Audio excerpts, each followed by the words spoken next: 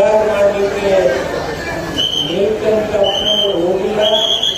ಈ ಮಟ್ಟದಲ್ಲೇ ಇರ್ತಾರೆ. ಈ ಮಟ್ಟ ಇನ್ನೂ ಹೋಗಿ ಲಕ್ಷಾಂತರ ಭಕ್ತರು ಆಶೀರ್ವಾದ ಮಾಡಿದ್ದಾರೆ. ಇನ್ನೂ ಕೋಟಿ ಕೋಟಿ ಜನತೆಗಳಿಗೆ ಆಶೀರ್ವಾದ ಮಾಡ್ತಕ್ಕಂಥ ಮಹಾಶಕ್ತಿ ಕೇಂದ್ರ ಇದು ಬಂದಿದೆ. ಹಾಗೆ ಆಗುತ್ತೆ ಅಂತಕ್ಕಂಥ ಯಾಕೆ ಮತ್ತೆ ಹೇಳ್ತೀನಿ ಅಂದ್ರೆ, ಅವರು ಇಂತಹ ಸಣ್ಣ ವಯಸ್ಸಿನಲ್ಲಿ ಬಂದು ಯಾವತ್ತು ಪ್ರೀತಿ ಮತ್ತೊಂದು ಮೊದಲೊಂದರ ಮಾತಿನಿಂದ ವಿಚಾರ ಆಗ್ತಕ್ಕಂಥ ಒಂದು ಧ್ವನಿ ಅರಿವಿರತಕ್ಕಂಥ ಭಾವನೆ ನೋಡಬಹುದು. ಈ ಮಟ್ಟ ಎಂಥದ್ದು ಅಂದ್ರೆ ಶ್ರೀಮಂತರು ಮಟ್ಟ ಅಂದ್ರೆ ಶ್ರೀಮಂತರು ಮಟ್ಟ, ಬಡವರು ಮಠ ಅಂದ್ರೆ ಬಡವರು ಮಠ, ಮಧ್ಯಮ ಮಠ ಅಂದ್ರೆ ಮಧ್ಯಮ ಮಠ. ಯಾವ ಜಾತಿ ಧರ್ಮ ಯಜ್ಞಾಮ ಯಾರು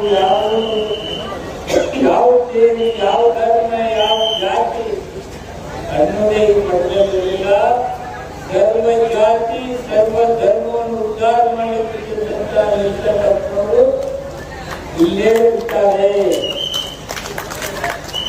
ಇಂತಹ ಮಟ್ಟಗಳು ನಾವು ಭಾರತದಲ್ಲಿ ನೋಡ್ತೀವಿ. ಜಾತಿ ಮಟ್ಟದಲ್ಲಿ ನೋಡಿದ್ದೀವಿ, ಧರ್ಮದ ಮಟ್ಟದಲ್ಲಿ ನೋಡಿದ್ದೀವಿ.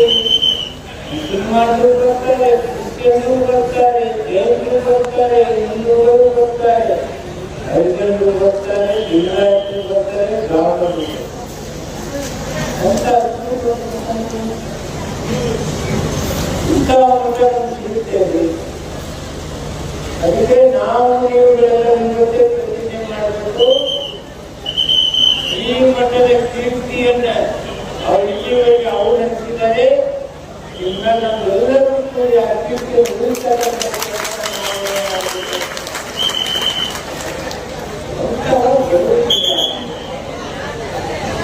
ಎಷ್ಟು ನೋಡ್ಬೇಕು ನನಗೆ ಅಚ್ಚರಿ. ನಮ್ಮ ಮುಖ್ಯಮಂತ್ರಿಗಳ ಬಂದು ಪ್ರಶಸ್ತಿ ಕೊಟ್ಟಂತೆ ಈ ಅನ್ನದಾಸೋಹ ಕರ್ನಾಟಕದ ಸಂಭ್ರಮದ 2 ಪ್ರಶಸ್ತಿಗಳನ್ನು ಅರ್ಪಣೆ ಪ್ರಶಸ್ತಿಗಳನ್ನು ಅದಕ್ಕೆ ಸಿದ್ದರಾಮಯ್ಯ ಮುಖ್ಯಮಂತ್ರಿಗಳು ಎಂತಹ ಅದ್ಭುತವಾದ ಮಠ, ಎಂತಹ ಶಕ್ತಿ, ಎಂತ ಶಕ್ತಿವಾಣವಾದಂತೆ ಇದೆ ಮಾತನಾಡುವುದು. ಇದು ದೊಡ್ಡ ಮಠ, ಇನ್ನು ಜೈತಕ್ಕಂಥ ಪರೀಕ್ಷೆ ಇತ್ತು. ನಾನಿಲ್ಲೇ ಈ ಜಾಗದಲ್ಲಿ ಅವರು ಹೇಳಿದೆ ಸರ್, ಹಿಂಗ ಆಗಬೇಕು ಅವರೇ ಬಿಟ್ಟೋದು. ಅದು ರಾಜ್ಯದ ಮುಖ್ಯಮಂತ್ರಿ ತಪಸ್ಸಿನ ಒಂದ್ಸತಿ ರಿಯಾಕ್ಟ್ ಮಾಡ್ತಕ್ಕಂಥ ರೀತಿ ನೋಡಿದ್ರೆ ಎಂತಹ ಶಕ್ತಿ ಮಠ, ಇಂತಹ ಅದ್ಭುತವಾದ ಮಠಗಳು ನನ್ನ ಎಷ್ಟು ಜನರನ್ನ ಅವರ ಶಕ್ತಿಯಲ್ಲಿ ಬಹುಶಃ ಭಗವಂತನಿಗೆ ಆರ್ಥಿಕಗೊಳ್ಳುತ್ತಾ ಭಗವಂತ ರೂಪದಲ್ಲಿ ನಾವು ಇದ್ದೇವೆ ಅಂತಕ್ಕಂಥ ಭಾವನೆ. ಅದಕ್ಕೆ ಎಲ್ಲರೂ ಏನು ಕಲಿಯಬೇಕು, ಅವ್ರೇನು ಭಕ್ತರಲ್ಲಿ ಅಣಿಮಲ್ಲಿ. ನಾನು ಒಬ್ಬ ಭಕ್ತನಾಗಿ ಹೇಳ್ತಿದ್ದೀನಿ, ಈ ಮಠ ಉಳಿಸಿ ಬೆಳೆಸಿ ಧರ್ಮಸ್ಥಳ ತಿರುಪತಿ ಎಲ್ಲರಿಗಿಂತ ಎತ್ತರ ಸ್ಥಾನಕ್ಕೆ ಹೋಗುವುದು ನಾವು ನೀವು ಇವತ್ತೇ ಪ್ರತಿಜ್ಞೆ ಮಾಡುವುದರಿಂದ ಅವರಿವತ್ತಿಲ್ಲ, ಅವ್ರನ್ನ ಇಲ್ಲಿ ಕಾಣ್ತೀನಿ. ಅವರಿವತ್ತು ಬಿಟ್ಟು ಹೋಗಿಲ್ಲ ಅಂತಕ್ಕಂಥ ಭಾವನೆ ನಮಗೆ ಬೇಡ. ಅವ್ರು ಇಲ್ಲೇ ಅದಾರೆ, ಇನ್ನೂ ಎತ್ತರ ಸ್ಥಾನಕ್ಕೆ ನಾವೆಲ್ಲರಿಗೂ ಮಾಡಿರುವಂತ ಒಳ್ಳೆ ಶಕ್ತಿ ಕೇಂದ್ರವನ್ನಾಗಿ ನಾವು ಮಾಡುವಂತಕ್ಕಂಥ ಮಾತನ್ನ ನಾನು ಹೇಳ್ತಾ ಇದ್ದೀನಿ. ನನಗೆ ನಿನ್ನೆಯಿಂದ ನನ್ನ ಅಧಿಕಾರಿಗಳಿಗೆ ಹೇಳಿದಾಗ ನಮ್ಮ ಎಸ್ಪಿಯವರು ಇಡೀ ನಿನ್ನೆ ಬಂದ ಮನೆ ಹೋಗಿಲ್ಲ, ಟೆಸ್ಟಿಂಗ್ ಮಾಡಿಲ್ಲ, ಏನು ಮಾಡ ನನ್ನ ಅಧಿಕಾರಿಗಳು ಏನು ತೊಂದರೆ ಆಗಬಾರ್ದು ಅಂತ ಹೇಳಿ ನೀವು ಜೊತೆ ನಿಂತಂತ ಅಧಿಕಾರಿಗಳಿಗೆ ಹೆಮ್ಮೆ ಆಗುತ್ತದೆ. ನಮ್ಮ ಜೊತೆ ಇರ್ತಕ್ಕಂಥ ಎಲ್ಲ ನನ್ನ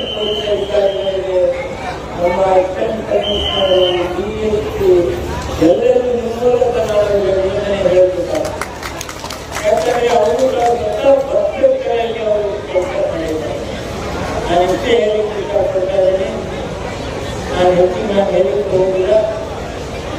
ಜಾಸ್ತಿ ಅವರಿಗೆ ಹೋಗ್ಬೇಕಾದಂಥ ಸಂಸ್ಕೃತಿಯಲ್ಲಿ ತಾವೇನು ಜೊತೆ ಹೋಗಬೇಕು ಅಂತಕ್ಕಂಥ ನಮ್ಮ ಮಠ ಭಕ್ತಿ ಭಾವ ಅದೆಂತಹ ಅದ್ಭುತವಾದದಲ್ಲಿ ನೋಡ್ತಾ ಇದ್ದೀನಿ. ಎಲ್ಲಿ ನೋಡಿದಲ್ಲಿ ನಮ್ಮ ಸಹೋದರರು ತಾಯಿಗಳು ಕಣ್ಣೀರು ಹಾಕಿಕೊಂಡಿದ್ದೆ ಅವ್ರ ತಾಯಿ ತಂದೆಯಲ್ಲಿ ಹೋದಾಗ ಮಾಡ್ಕೊಳ್ಳೋದ್ರಿಂದ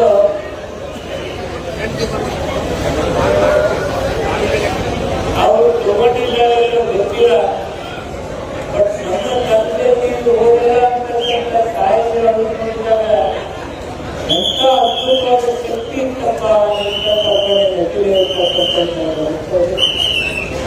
ಆರೋಗ್ಯ ಇಲಾಖೆಯವರು ಎಲ್ಲರೂ ಅಲ್ಲಿ ಕಾಳಜಿ ವಹಿಸತಕ್ಕಂಥ ಕೆಲಸ ಮಾಡಿದ್ದಾರೆ.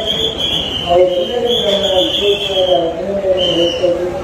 ಇದಷ್ಟೇ ಅಲ್ಲ, ಎಷ್ಟು ಜನ ನೌಕರರು ಆ ನೌಕರಿ ಇನ್ನೊಂದು ಎಷ್ಟು ಹಾಕಿ ಆಗಬೇಕು ಯಾರೋ ಹೇಳ್ತಾ ಇದ್ರು. ನಮಗೆ ಡ್ಯೂಟಿಯಲ್ಲೇ ಹಾಕಿ ಸರ್, ನಾವು ಅಲ್ಲಿ ಬರ್ತೀವಿ, ನೀವು ಡ್ಯೂಟಿ ಹಾಕಿದ್ರೆ ನಾವು ನೋಡಕ್ಕೆ ಅವಕಾಶ ಇರೋದಿಲ್ಲ, ನಾವು ಅಲ್ಲೇ ಡ್ಯೂಟಿ ಹಾಕಿರ್ತೀವಿ ವಿನಂತಿ ಮಾಡ್ಕೊಂಡಂತ ಇವತ್ತು ನೌಕರರ ಬಗ್ಗೆ ಮಾಡ್ತೀವಿ. ನಮ್ಮಲ್ಲಿ ತರಬೇತಿ ಅವರಿಗೆ ಆಫೀಸರ್ ಅವರ ಮಾತ್ರ ಅದಕ್ಕೆ ಅವ್ರ ಪ್ರೀತಿ ಭಗವಂತ ಆ ದುಃಖವನ್ನು ಕೆಡ್ತಕ್ಕಂಥ ಶಕ್ತಿ ಕೊಡಲಿ. ಆ ಪರಮಾತ್ಮ ಹುಡುಕಿ ಬಂದು ಈ ಜಗತ್ ಕಲ್ಯಾಣ ಮಾಡತಕ್ಕಂಥ ಶಕ್ತಿ ಅವನೇ ಹುಡುಕಿ ಇಲ್ಲಿ ಆಯಿಸಿ ಮಾತಿಗೆ ದಯಮಾಡಿ ವಿನಂತಿ ಮಾಡ್ಕೊಡ್ತೀವಿ. ಅವರ ಅಂತ್ಯ ಸಂಸ್ಕಾರವನ್ನು ನಾವು ಮಾಡಬೇಕಾದಂಥ ಟೈಮ್ ಇದೇ ಇದೆ. ನಾವು ವಿನಂತಿ ಏನು ಮಾಡ್ಕೊಳ್ತಾ ಇದ್ದೀನಂದ್ರೆ, ಇಲ್ಲಿಂದ ನಾವು ಶವ ಸಂಸ್ಕಾರ